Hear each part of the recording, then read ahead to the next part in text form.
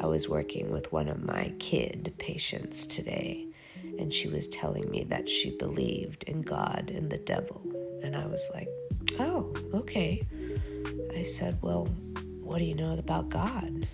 She was like, well, he created the world. I was like, oh, really?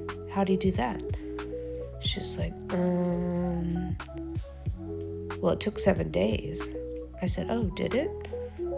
I said, did you know there's actually 2 creation stories and 2 Genesis stories in the Bible? She was like, no. And I said, and you believe in the devil? And she goes, yeah. I said, well, what do you know about the devil? She goes, he's bad. I said, oh, how'd he get bad? She was like, I don't know. I said, was he always bad or did he become bad? She was like, I think he was always bad. I was like, actually, that's not what the Bible says. And she was like, oh.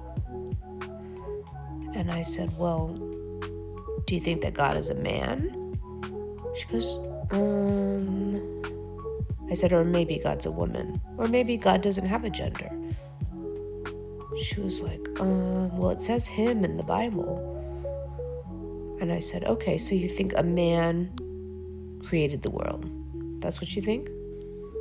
She was like, I guess so.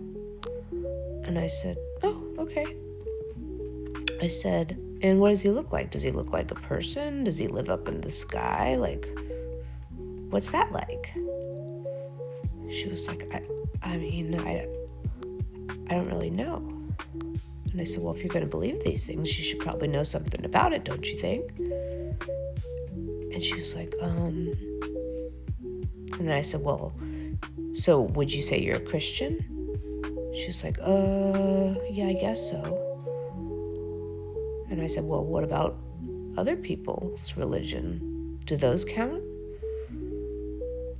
And so it was a lot of questions.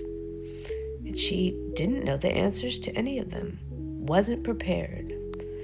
And I said, if you're going to think these things, you need to think about these questions and figure out how did you come to these beliefs? She's a teenager, If you're going to say there's a God, you're going to say there's a devil and the devil's bad, you should know something about it.